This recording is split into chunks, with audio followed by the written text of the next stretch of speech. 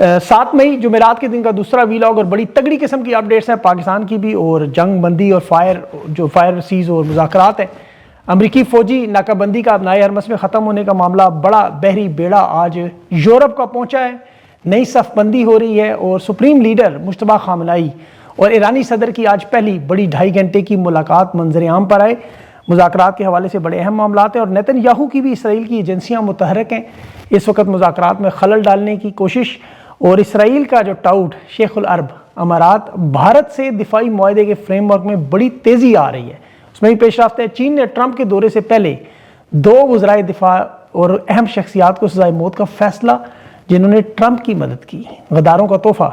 اور D J بابو کی press conference, Pakistan کے حوالے سے بڑی اہم خبریں، بھارت کے پانی پر خاموشی، بھارتی فوج کی سیاست میں مداخلت، لیکن خان کے معاملے پر، اور اب تحریک انصاف کو بڑی آفرز، اور شہباز حکومت 3 مہینوں کی کیوں ڈیڈ لائن دے دی گئی۔ تحریک انصاف کے آج رہنماؤں کی بے شرمی ہٹ درمی بھی ڈیلا جیل میں ملاقات کے لیے نہیں گئے، اور ٹرمپ نے اپنے مخالف ڈیموکریٹ پارٹی کو جنگ ہارنے پر رگڑا لگایا کہ یہ تشدد پر اکسا رہا ہے، مقدمے کے لیے یہ قاتلانہ حملہ اس کی وجہ سے ہوا۔ یہ ساری بات تفصیل سے رکھتا ہوں، بہت کچھ ہے اس آج کے ویلاگ میں۔ ایک تو ایران کے مذاکرات میں سب سے پہلے جو بڑی پیش رفت، سپریم لیڈر منظر عام پر آئے۔ ایرانی صدر نے خود بڑا پیغام دیا، اور ان کی جو مجتبیٰ خامنہئی صاحب ہیں ان کی 2.5 گھنٹے کی ملاقات یہ اس لحاظ سے اہم تھی کہ امریکی میڈیا سمیت تمام انٹرنیشنل میڈیا کی صحت اور زندگی میں بڑی تشویشناک خبریں پھیلا چکا ہے۔ آج وہ سب کچھ دفن ہو گیا، اور یہ بات طے ہوگی کہ سپریم لیڈر نے یہ معاملات اپنے ہاتھ میں لیے ہوئے۔ یہ مذاکرات میں اسی لیے ڈیلے ہو رہا ہے کہ خود چل کے جانا پڑتا ہے ان کے پاس۔ 2.5 گھنٹے میں فیصلہ سازی سمیت تمام یورینیم کے، ابنائے حرمز کے، پاسدارانہ انقلاب کے یہ سارے معاملات اور ہدایات انہیں ملی، اور یہ اب اس بات کا ثبوت ہے کہ ایران مذاکراتی ٹیبل پہ آئیں گے تو پوری طاقت سے ہی۔ اس وقت جو مذاکراتی عمل کا مسودہ ہے ایران کو امریکہ کا، وہ مل چکا ہے، اور ایران کے جواب کا انتظار ہے۔ یہ ابتدائی معاہدے سے بالکل مختصر اور محدود ہے، اس پہ دونوں اطراف کی طرف سے جو ایران کے جوہری پروگرام ہے، یورینیم افسودگی کے معاملات ہیں، وہ بڑے نرم ہو گئے ہیں، یعنی دونوں طرف سے مکمل معاہدے کی بجائے اب صرف مختصر مفاہمتی یادداشت جسے MOU کہتے ہیں، میمورنڈم آف انڈرسٹینڈنگ، یہ 3 مراحل میں، جیسے پہلا مرحلہ جنگ بندی، دوسرا ابنائے حرمز کا بحران، اور تیسرا اس کے بعد وسیع مذاکرات کے لیے 30 دن کی ونڈو، یعنی 30 دن کے اندر کرنا ہے۔ اب دوسرے مرحلے میں یورینیم افسودگی، میزائل ٹیکنالوجی، ایران کی پابندیاں ختم کرنا، ہر جانا، یہ سب اس میں ہوگا۔ ابنائے حرمز کی صورتحال یہ ہے کہ شپنگ جو انٹیلیجنس فرم ہے بہت بڑی لائڈز، جہاں جہازوں کی انشورنس ہوتی ہے، وہ سب سے بڑی کمپنی ہے، انہوں نے کہا ابنائے حرمز ابھی بند ہے۔ وہاں پہ جو اتھارٹی بنائی گئی جو جہازوں کو محفوظ راستہ ضرور دے رہی ہے، اور بہت سے جہازوں نے گزرنا شروع بھی کر دیا، ابھی وہاں 1600 سے زیادہ جہاز ابھی موجود ہیں۔ ٹرمپ نے امن معاہدے کی بات کر دی، جنگ بندی کا اعلان بھی کر دیا، یہ بڑی جلدی بند ہوگی، لیکن ساتھ کہا اگر مطالبات تسلیم ہو تو پھر ایک دفعہ جنگ شروع ہو سکتی ہے، لیکن اب یہ ممکن نہیں۔ وہ کیوں؟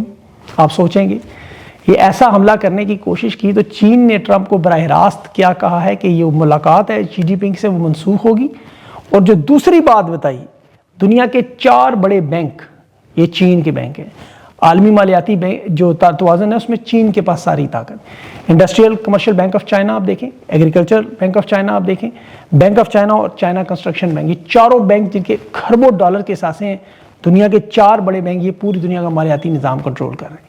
امریکہ اور یورپی بینک پہلے حاوی ہوا کرتے تھے، اب چین نے بینکاری میں بڑی ترقی کی ہے، اور یہی وجہ وہ عالمی تجارت، قرضوں، انفراسٹرکچر سب پر حاوی ہے۔ تو ٹرمپ یہ برداشت نہیں کر سکتا کہ کرنسی کا نظام بھی اس پہ ہے۔ پھر ایران امریکہ اسرائیل کی جو جنگ جیتنے والا وہ چین ہے، یاد رکھیں، جنگ کے بعد آپ کو پتہ ہے ہمیشہ فائدہ جیتنے والے کو ملتا ہے، اور چین نے جو آج کیا، دیکھیں جو 2 سابق وزرائے دفاع سزائے موت کا اعلان، یہ مالی بدعنوانی کا الزام تھا سزائے موت، لیکن اس میں سب سے جو اہم بات تھی وہ یہ دونوں وہ لوگ تھے جو امریکی CIA کو معلومات دینے کے الزام میں فارغ ہوئے۔ جنرل زانگ جو تھا یہ شی جن پنگ کا بڑا قریبی ساتھی تھا، لیکن اس نے امریکہ کو CIA کو معلومات دی، اور پھر 2023 کے آپریشن کے پرج کے بعد جو 20 کے قریب جرنیلوں کو عہدے سے ہٹا کے یہ رگڑا لگا، یہ تحفہ ٹرمپ کو پیش کیا جا رہا ہے، اسی لیے طاقت کا یہ اظہار ہے شی جن پنگ کی طرف سے۔ اور چینی صدر کے سامنے ٹرمپ شکست خوردہ، بڑی تکلیف میں۔ دیکھیں جہاں اس کی جو جنگی ناکامیاں ہوئی ٹرمپ کی، وہ اپنی جگہ، ابنائے حرمز پر جو کنٹرول حاصل کرنے کی وجہ تھی وہ یہ چین پر دباؤ بڑھانے آیا تھا کہ اس جنگ کے بعد یہاں چین کا تیل رکے گا، ایران پر قابو پا لیں گے، وینزویلا کی طرح ذخائر ایران کے ہمارے قبضے میں ہوں گے، اور چین کی ہم معاشی طاقت توڑ دیں گے۔ لیکن ہوا کیا کہ ابنائے ہرمز کی بجائے عرب دنیا بھی نکل گئی، بلکہ اب انہیں مکمل طور پر خلیج فارس سے نکلنا پڑ رہا ہے۔ یہ دنیا کے ممالک امریکہ کے ساتھ کھڑے ہونے کی بجائے اس سے دور ہو گئے، چین بغیر ایک گولی چلائے دنیا کی سب سے بڑی طاقت بن گیا۔ نقصان دیکھیں ٹرمپ کو کیا ہوا، ابنائے ہرمز جو پہلے کھلی تھی بند ہو گئی، تیل کی قیمتیں جنگ سے پہلے $2.54 تھیں، وہ $4.50 پہ پہنچ گئی۔ ایران کے یورینیم پر کنٹرول کا دعویٰ تھا، وہ ختم ہو گیا۔ یورینیم کی افسودگی یہ پہلے بھی آپ کو پتہ ہے پابندی تھی، 2015 JCPOA ہوا تھا جب، ایران اس وقت بھی تیار تھا، اور آج امریکہ یہ نہیں کہہ سکتا کس ملک میں منتقل کرے گا ایران، کہاں تک کرے گا، یعنی 11 سال کے بعد بھی بات ادھر کی ادھر ہی ہے۔ ایران کے اندر حکومت کی تبدیلی وہ بھی نہیں ہو سکی، ناکام حکومت قائم ہے، سپریم لیڈر اب نوجوان ہے، پہلے بزرگ تھے۔ پاسدارانہ انقلاب پہلے مضبوط تھی، آج اس سے زیادہ مضبوط ہوگی، اور جتنی کوشش امریکہ اور اسرائیل نے کی کہ عوام کو ایران کی حکومت سے دور کیا جائے وہ اتنے ہی قریب آ گئی، جبکہ امریکہ اور اسرائیل میں کیا ہوا، عوام ٹرمپ سے اور نیتن یاہو سے دور ہو گئی۔ انہیں اب اپنی عوام کو دکھانے کے لیے نیتن یاہو اور ٹرمپ کو کوئی بیانیہ چاہیے جس کے لیے بےتاب ہے، کوئی کامیابی دکھائیں، جس میں ابھی 24 گھنٹوں میں آپ کو پتہ ہے نیتن یاہو نے اسرائیل پر لبنان پر سیز فائر کے باوجود 27 حملے کیے ہیں۔ اب اس جنگ میں ایران کو کیا فائدہ ہوا دیکھیں، معاہدہ ہو یا نہ ہو، وہ اس خطے میں ان کی جو حکمت عملی ہے وہ بڑی تیزی سے آگے بڑھ رہی ہے۔ ایک طرف وہ روس کے ساتھ پیوٹن کے ساتھ تعلقات میں ہے، دوسری طرف چین کے ساتھ کی بات چیت ہوگی، ابنائے ہرمز میں انہوں نے خلیج فارس اتھارٹی بنا دی، اور جو پہلے نہیں تھی اب وہ سعودی عرب، قطر سمیت تمام ممالک کو فیس کا پورا نظام بتا چکے ہیں کہ یہ آپ نے پیسے دینے ہیں۔ اسرائیل کو ان مذاکرات سے مکمل باہر رکھا گیا، انہیں پتہ ہی نہیں کہ ڈیل کیا ہوگی آخری وقت میں، انہیں کسی معاہدے کے علم نہیں ہے۔ اب دیکھیں یہ مذاکرات کامیاب ہوں یا ناکام، ایران کو اس سے فرق نہیں پڑتا، وہ میں آپ کو آگے چل کے اہم نقطہ بھی بتاتا ہوں، لیکن ٹرمپ کو دیکھیں کتنا بڑا نقصان ہوا ہے۔ اور یہ اتحادیوں پر، میں اتحادیوں کی بات بار بار کیوں کرتا ہوں، یہی سب سے بڑی بات، اس کا آپ دیکھیں غصہ، زہر جو نکلتا رہا 28 فروری سے اب تک 73 دنوں میں، اس کے بیانات اٹھا کے دیکھیں، سب سے زیادہ غصہ اسے اپنے اتحادیوں پر تھا۔ وجہ کیا تھی کہ ابنائے ہرمز میں ان کا اتحاد چاہیے تھا، طاقت کے ذریعے اگر یہ ایران سے کھلواتا تو دنیا میں اس کی طاقت مانی جاتی، کیونکہ یہ توانائی کی سب سے اہم گزرگاہ ہے، تیل کی قیمتیں دنیا میں، گلوبل معیشت، سب کچھ اس سے جڑی۔ ایران کے پاس سب سے زیادہ طاقتور ہتھیار یہی تھا۔ آپ اس سے اندازہ کریں کہ امریکہ نے 18 جہاز ابنائے ہرمز پر ناکہ بندی کے لیے لگائے، 15 اپریل سے ناکہ بندی شروع، ایران کے اس کے باوجود 150 جہاز ابنائے ہرمز سے گزرے، ایشیا کی طرف تیل لے کے گئے، امریکہ نہیں روک سکا۔ ناکہ بندی اتنا بڑا مذاق بنا کہ اگر امریکہ اب اس حالت میں اگر 1 مہینہ بھی بمباری کرے ایران پر تو ایران کو کوئی بڑا نقصان ہونا، زمینی کارروائی وہ سوچ نہیں سکتے تھے، جانی نقصان کا خطرہ انہوں نے تو سوچا ہی نہیں تھا۔ جو ٹرمپ کے ساتھ دیکھیں دھوکہ کیا ہوا کہ اسے وائٹ ہاؤس میں انٹیلیجنس والے اور اس کی ٹیم والے کہانیاں سناتے رہے کہ جی ایران تو بالکل ٹوٹنے کے قریب ہے، ختم ہونے والا ہے۔ حقیقت یہ تھی کہ ایران کے پاس 6 زمینی راستے اور بحر کیسپیان اور روس کے ہی وہ راستے تھے جو امریکہ کی ناکہ بندی کا اثر ہی نہیں ہوا۔ تو ٹرمپ کے جو بیانات، سوشل میڈیا پہ باتیں، یہ سب کچھ بیک فائر ہوا، اور 200 سالہ امریکی طاقت کا غرور ٹوٹا ہے، اور غصہ سارا اتحادیوں پہ نکلا۔ ٹرمپ انہیں نیٹو سے نکلنے کی، اپنی فوجیں واپس بلانے کی، ٹیرف لگانے کی، تجارت بند کرنے کی دھمکیاں دیتا رہا، افغانستان کی جنگ میں بھاگنے کے تانے دیتا رہا، ان کے لیڈرز کو لوزرز، بھگوڑے، کاغذ کے شیر، بزدل کہتا رہا۔ نقصان کس کو ہوا؟ وہ بھی ٹرمپ کی خارجہ پالیسی کو۔ آج تن تنہا امریکہ اسرائیل کھڑے ہیں، تن تنہا۔ نیتن یاہو کا سب سے بڑا مخالف دیکھیں، اٹلی کی وزیر اعظم جس نے ابھی جو الیکشن جیتے ہیں ہنگری میں، ان کی حمایت سے آج ملاقاتیں ہوئی، یورپ میں نئی سیاسی صف بندیاں ہوں، مضبوط اتحاد بن گئے۔ آج امریکہ اور اسرائیل دونوں تنہا کھڑے ہیں، اور ٹرمپ کی تنہائیوں کو آپ اس بات سے اندازہ کریں کہ سیز فائر کے لیے، فیس سیونگ کے لیے شہباز شریف کا سہارا لینا پڑتا ہے۔ شہباز شریف کا اندازہ کریں، یہ وہ غلط پالیسی ہے جو ٹرمپ کی پہلے دن سے شروع ہوئی۔ ویسے تو کافی عرصے چل رہی تھی، ٹرمپ نے سونے پہ سہاگا اس پہ کیا ہے۔ اب جنگ تقریباً ختم ہونے والی دیکھیں تو اتحادی دیکھیں میدان میں اب اترتے ہوئے نظر آئیں گے، اور یہ لڑنے کے لیے نہیں آ رہے، دفاعی مشن میں۔ فرانس نے آج ابنائے ہرمز میں اپنا بڑا جنگی بحری بیڑا بھیجا، اور یہ بحری راستوں پہ تجارتی جہازوں کی حفاظت کے لیے، جس ملک کے جہاز ہیں وہ وہاں ہو سکتا ہے نیوی آپ کو ابنائے ہرمز میں آئے، لیکن پیسے دیں گے، اور ایران محسوس چنگی لے گا، پھر وہ اپنے جہازوں کو لے کے نکلیں گے۔ یہ جنگ بند کرنے کے لیے نہیں آئے ٹرمپ کے لیے، یاد رکھیں۔ اور یہی وجہ ہے کہ اصل میں امریکہ فائدہ اور اتحاد جو ہے، دشمنی اور اتحاد صرف فائدہ نقصان کے لیے کرتا ہے، مفادات کے لیے۔ کوئی اس کے ساتھ اختلاف کرے تو پھر دباؤ، دھمکیاں، بازو مروڑنا، پابندیاں، تو یہ رشتے جب مفاد اور سودے پر ایسے ہی ہوتا ہے۔ اب پاکستان میں بھی یہی ہو رہا ہے، کیونکہ یہاں پر دیکھیں صرف اور صرف مفادات ہیں، کس کے؟ ٹرمپ کے۔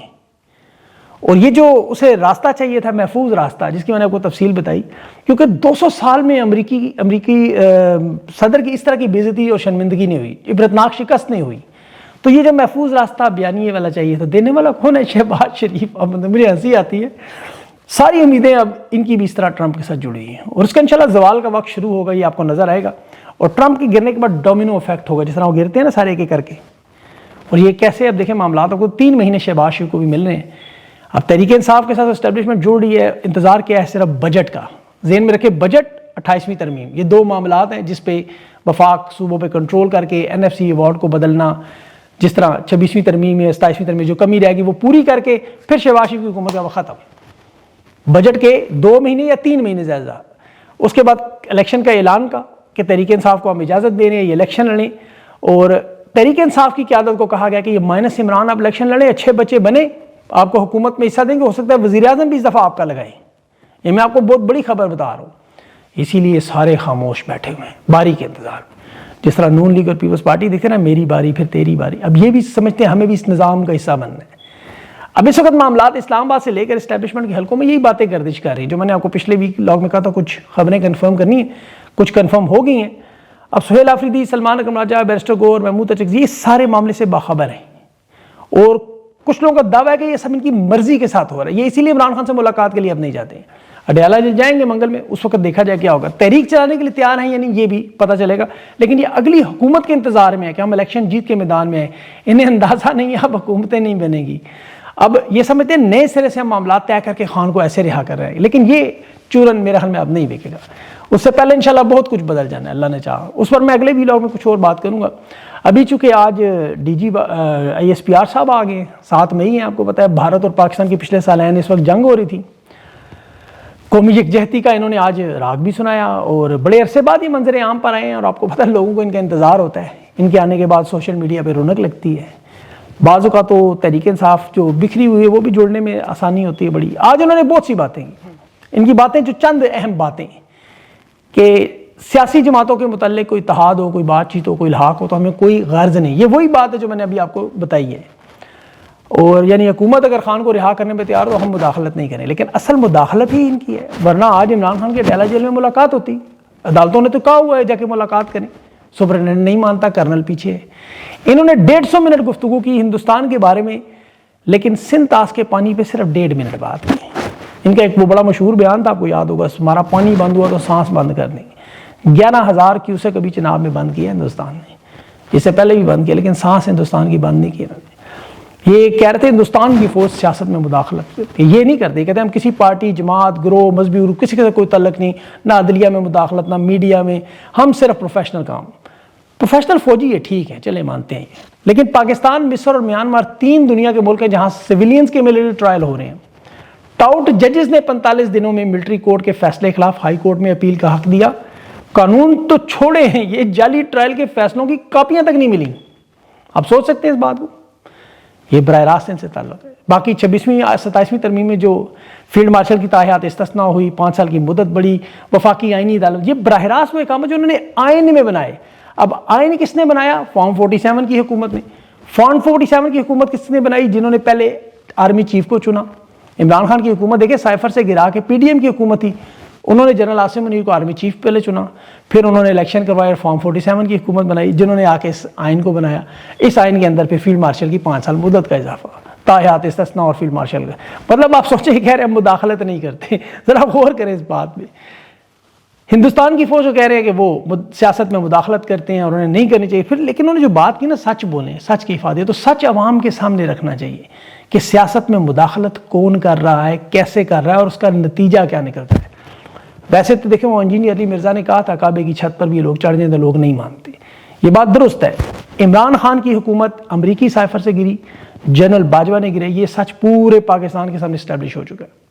یہ تو خود مولانا فضل الرحمان, نون لیگ کے رہنما, MQM کے لوگ, تمام جماعتوں کے رہنما بیانات میں بتا چکے ہیں. فارم 47 کی 18 نشستوں کو 180 بنایا گیا. یہ بھی ساری قوم نے اپنی آنکھوں سے دیکھا. اب تو کوئی ایسی چیز ہی بتانے والی نہیں رہی. ہندوستان کے انہوں نے سیاست سے مداخلت کا ذکر کیا. آپ 78 سال کی دونوں ممالک کی تاریخ اپنے سامنے رکھیں.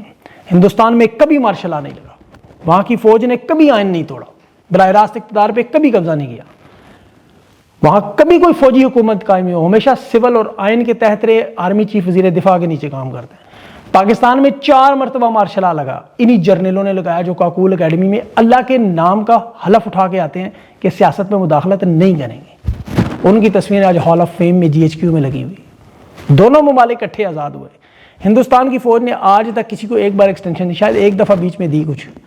پاکستان میں شاید 1-2 جرنیل ایسے ہوں گے جنہیں ایکسٹینشن نہیں ملی، باقی سب کو ایکسٹینشن ملتی رہی۔ دنیا کے تمام بڑے اسکینڈل، پاناما، پنڈورا، وکی لیکس، اٹھا کے دیکھ لیں، بیرون ملک جائیدادیں، ملکی دولت لوٹ مار، بھارتی کسی جرنیل کا آرمی چیف کا نام نہیں ہے۔ آف شور کمپنیاں کسی کی نہیں ہیں، پاناما پیپرز میں دیکھ لیں، اسکینڈلز پنڈورا پیپرز میں، سب میں دیکھ لیں، ان کے جگہ جگہ نام لکھیں۔ پرویز مشرف سے لے کے شفاعت اللہ شاہ تک، افغانستان کی جنگ، وہ سوویت یونین کی جنگ، دہشت گردی کی جنگ، وہاں سے کمایا ہوا پاپا جونز کے پیزوں سے لے کے آسٹریلیا کے جزیروں تک اسکینڈلز ان کے دنیا میں آتے رہے۔ پاکستان کا کوئی شاید ہی ریٹائرڈ واحد جرنیل ہوگا جس کو آف شور کمپنی نہیں ہوگی یا کرپشن کیس نہیں ہوگا، یا اس کے خاندان یا بیوی رشتہ داروں کے نام پہ بیرون ملک اثاثے یا آف شور کمپنیاں نہیں ہوں گی۔ دنیا میں 180 سے زیادہ ان کے بڑے افسران جو بیرون ملک نیشنلٹیاں لے کے رہائش پذیر ہیں۔ ہندوستان کا کوئی ایک بڑا آرمی چیف کو سابق جنرل دکھا دے جو کسی دوسرے ملک میں رہائش پذیر ہو۔ کسی ہندوستانی سے پوچھ لیں، اس کو اگر اپنے آرمی چیف کا نام بھی پتا ہو، میں نے پوچھا انہیں پتہ ہی نہیں۔ پاکستان میں شہباز شریف سے زیادہ کسی کو نام پتا ہے تو فیلڈ مارشل کا، فوٹو پوسٹر ہر جگہ۔ ہندوستان کے کبھی آپ نے دیکھا ہے مکیش امبانی کو آرمی چیف ملتا ہو، کبھی معیشت پر گفتگو کرتا ہو، اس کا کوئی کلپ ڈھونڈ کے دیکھیں، کبھی وہ کسی پنڈت پروہت مولویوں سے خطاب کرتا ہوا نظر آئے، کبھی وہ امریکی برطانوی کینیڈین سفیروں سے ملتا ہوا نظر آئے، وہ کبھی آپ کو معیشت کے لیے کسی دیگر ملک کا دورہ کرتا، معاہدے کرتا، کرپٹو کرنسی، نوبل انعام یا معدنیات کے بریف کیس اٹھاتا نظر نہیں آئے گا۔ یہ کبھی وہ دعویٰ نہیں کرے گا کہ میں 3 سال میں ہندوستان کی معیشت کو اڑان بھر دوں گا۔ اس کا کیا کام؟ براہ راست سرمایہ کاری کے لیے وہ دنیا کو کہے گا آؤ یہاں کی سرمایہ کاری کرو۔ وہ کبھی وزیر خارجہ والا کام سفارت خاری کرتے ہوئے نظر نہیں آئے گا۔ یہاں فیلڈ مارشل کے یہ دیکھ لیں دور میں سارے، یہ معیشت بھی چلا رہے آپ کو نظر آنے، سفارت کاری بھی آپ کو کرتے نظر آتے ہیں، ملک کے اندر امن و امان پہ پولیس کے ساتھ، وزیر داخلہ کے ساتھ ساری ملاقاتیں بھی ان کی۔